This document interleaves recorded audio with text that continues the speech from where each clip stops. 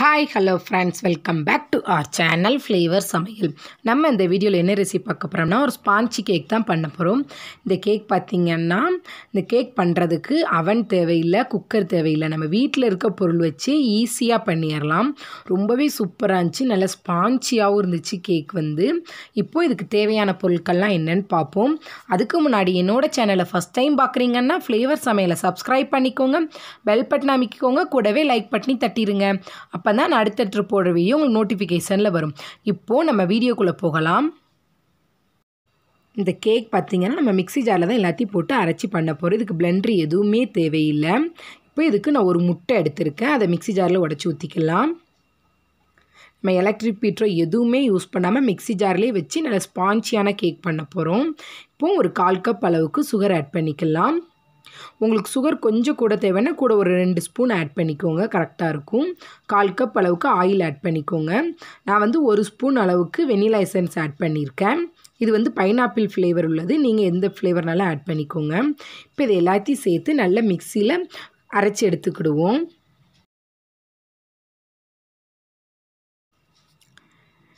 இப்போ பார்த்திங்கன்னா நல்லா பிளெண்ட் பண்ணி எடுத்து வச்சாச்சு. நல்லா ஸ்மூத்தான பேஸ்ட்டுக்கு நம்ம எடுத்து வச்சுட்டோம். நல்லா சுகர்லாம் நல்லா கரைஞ்சி எல்லாம் ஒன்று சேர்ந்து நல்லா வந்திருக்கு. இப்போ இதை வேறு ஒரு மிக்சிங் பவுலுக்கு மாற்றிக்கலாம். இப்போ இதில் மாவு பொருட்கள்லாம் ஆட் பண்ணிக்கலாம். அதுக்கு ஒரு அரிப்பு வச்சுக்கிடுவோம். அதில் 1/2 கப் அளவுக்கு மைதா மாவு ஆட் பண்ணிக்கோங்க. பேக்கிங் பவுடர் 1/2 டீஸ்பூன் ஆட் பண்ணிக்கோங்க. அடுத்து பார்த்திங்கன்னா பேக்கிங் சோடா, அது ஒரு 1/4 டீஸ்பூன் ஆட் பண்ணிக்கோங்க. இப்போ இது எல்லாத்தையும் சேர்த்து நல்லா சலிச்சு எடுத்துக்கலாம். இப்போ பார்த்திங்கன்னா எல்லாம் சலிச்சு எடுத்தாச்சு. இதை நல்லா மிக்ஸ் பண்ணி விட்டுக்கிடுவோம். இப்போ நல்லா மிக்ஸ் பண்ணியாச்சு. இதில் நம்ம கொஞ்சமாக பால் ஆட் பண்ணி நல்லா மிக்ஸ் பண்ணிக்கலாம். அதுக்கு வந்து நான் 3 டேபிள் ஸ்பூன் அளவுக்கு மில்க் எடுத்திருக்கேன். இது வந்து காய்ச்சின பால் தான் எடுத்திருக்கேன். இப்போ இதையும் சேர்த்து நல்லா மிக்ஸ் பண்ணிக்கோங்க. கொஞ்சம் கொஞ்சமாக ஊற்றி மிக்ஸ் பண்ணிக்கோங்க. இப்போ இதை நல்லா மிக்ஸ் பண்ணி எல்லாம் எடுத்து வச்சாச்சு. அடுத்து பார்த்திங்கன்னா நம்ம வீட்டில் இருக்கிற ஒரு பவுல், நல்லா அலுமினிய பவுல் மாதிரி எடுத்து வச்சுக்கோங்க. அந்த இது நல்லா ஃப்ளாட்டாக இருக்கிற மாதிரி பார்த்து எடுத்துகிட்டு அதில் கொஞ்சமாக ஆயில் தடவிட்டு கொஞ்சமாக மைதா மாவு டஸ்ட் பண்ணி எடுத்துக்கலாம். இப்போ இதெல்லாம் நல்லா டஸ்ட் பண்ணி எடுத்து வச்சாச்சு. நம்ம ரெடி பண்ணி வச்சுருக்க கேக் பேட்டரை இதில் ஊற்றிக்கிடுவோம். இப்போ பார்த்திங்கன்னா இந்த ரிப்பன் மாதிரி மடங்கி உள்ளது பார்த்திங்களா, இந்த பதம் வந்து கரெக்டாக இருக்கும். கேக் பண்ணும்போது ரொம்ப தண்ணியாகவும் இல்லாமல் ரொம்ப திக்காகவும் இல்லாமல் இந்த அளவுக்கு கரெக்டாக பார்த்து மிக்ஸ் பண்ணிக்கோங்க. மில்க் வந்து கொஞ்சம் கொஞ்சமாக ஊற்றி மிக்ஸ் பண்ணி எடுத்துக்கோங்க. இப்போ இதை நல்லா டேப் பண்ணி விட்டுக்கலாம். ஏர் பபிள்ஸ்லாம் நல்லா இதாகிரும். இப்போ நல்லா நம்ம கேக் பேட்டர் ரெடி ஆகிருச்சு. அடுத்து பார்த்திங்கன்னா நம்ம வீட்டில் இருக்கிற ஏதாவது ஒரு பாத்திரம், இந்த இப்படி சின்ன டவரா செட் மாதிரி இருக்கும்ல, அப்படி இதில் கூட ஒன்று எடுத்துக்கோங்க. இல்லை கடாய் கூட யூஸ் பண்ணிக்கலாம். இந்த இதில் சின்னதாக நான் வந்து ஒரு டிஃபன் பாக்ஸ் மூடி தான் போடுறேன். நீங்கள் ஸ்டாண்ட் இருந்தால் அதுவும் யூஸ் பண்ணிக்கோங்க. நான் ஸ்டாண்ட் இல்லைனால மூடி வச்சு யூஸ் பண்ணுறேன். இதுக்கு மேலே ஒரு மூடி போட்டு இதுக்கு மேலே ஒரு வெயிட் வச்சு ஒரு 10 நிமிஷத்துக்கு லோ ஃப்ளேம்லேயே நல்லா ஹீட் பண்ணி எடுத்துக்கலாம். நம்ம அவனில் எப்படி ப்ரீ ஹீட் பண்ணுறோமோ அதே மாதிரி ஒரு 10 நிமிஷத்துக்கு ஹீட் பண்ணி எடுத்துட்டோம்னா கேக் நல்லா ஸ்பாஞ்சியாக வரும். கண்டிப்பாக ஃப்ரெண்ட்ஸ் இந்த இதை ஸ்கிப் பண்ணாமல் பண்ணுங்கள். இது பண்ணால் தான் கேக்கும் நல்லா சாஃப்டாக கிடைக்கும் நம்மளுக்கு. இப்போ ஒரு 10 நிமிஷம் போல் ஆயிடுச்சு. இப்போ ஓப்பன் பண்ணி பார்க்கலாம். பார்த்திங்கன்னா உங்களுக்கே தெரியும், நல்லா 10 நிமிஷம் நல்லா ப்ரீ ஹீட் ஆகி நல்லா ஆவிலாம் பறக்க வருது. இப்போ நம்ம ரெடி பண்ணி வச்சுருக்க கேக் பேட்டரை இது உள்ளே வச்சுக்கிடுவோம்.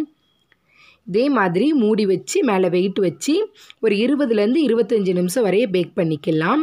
நம்ம இடையில ஒரு டைம் ஒரு 10 நிமிஷம் கழித்து ஓப்பன் பண்ணி பார்த்துக்கிடுவோம். இப்போ மூடி வச்சு ஒரு 10 நிமிஷம் கழித்து பார்க்கலாம். இப்போ ஒரு 10 நிமிஷம் போல் ஆயிடுச்சு. இப்போ ஓப்பன் பண்ணி பார்ப்போம் எவ்வளோக்குள்ளே கேக் ரெடியாக இருக்கா எப்படின்னு. எப்படி பொங்கி வந்திருக்குங்கிறத உங்கள்கிட்ட காமிக்கிறேன். இப்போ பாருங்கள் ரொம்பவே சூப்பராக வந்திருக்கு கேக். பாருங்கள் எவ்வளோ அழகாக நல்லா பொங்கி வந்திருக்கு. நம்ம அவனில் பண்ணுறதை விட இப்படி பண்ணாலுமே கேக் அதை விட நல்ல ஸ்பாஞ்சியாக கிடச்சிச்சு. நானே ஃபஸ்ட் டைம் தான் ட்ரை பண்ணுறேன். ட்ரை பண்ணும்போதே ஃபஸ்ட்டே சூப்பராக வந்திருக்கு. இப்போது ஒரு 20 நிமிஷம் போல் ஆயிடுச்சு. இப்போ ஓப்பன் பண்ணி பார்க்கலாம். அப்பப்போ செக் பண்ணிக்கோங்க, ஏன்னா நமக்கு வந்து ஒவ்வொரு சமயம் சீக்கிரம் ரெடி ஆயிரும் கேக் வந்து. இப்போ ஓப்பன் பண்ணியாச்சு. இப்போ பாருங்கள் சூப்பரான நம்மளுக்கு கேக் ரெடி ஆயிடுச்சு.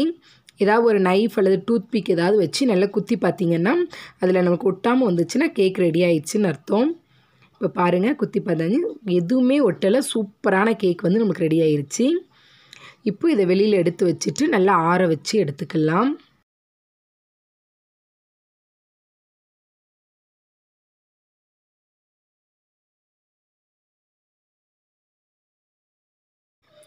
இப்போ பார்த்தீங்கன்னா கேக்கும் நல்லா ஆறிடுச்சு. இந்த ஓரங்களை அப்படியே நைஃப் வச்சு எடுத்து விட்டுக்கோங்க.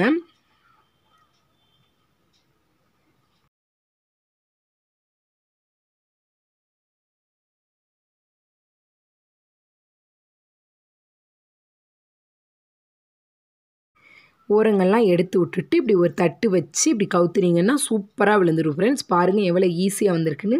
நம்மளுக்கு டின்லேயும் அவ்வளவும் ஒட்டவும் இல்லை. சூப்பரான ஸ்பாஞ்சி கேக் வந்து நம்மளுக்கு ரெடி ஆகிருச்சு.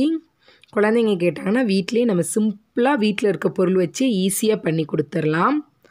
இப்போ பாருங்கள் எவ்வளோக்குள்ள ஸ்பாஞ்சியாக இருக்குது, நீங்களே பாருங்கள் ஃப்ரெண்ட்ஸ். உண்மைக்குமே டேஸ்ட்டும் சூப்பராக இருந்துச்சு. இப்போ இதை கட் பண்ணி காமிக்கிறேன்.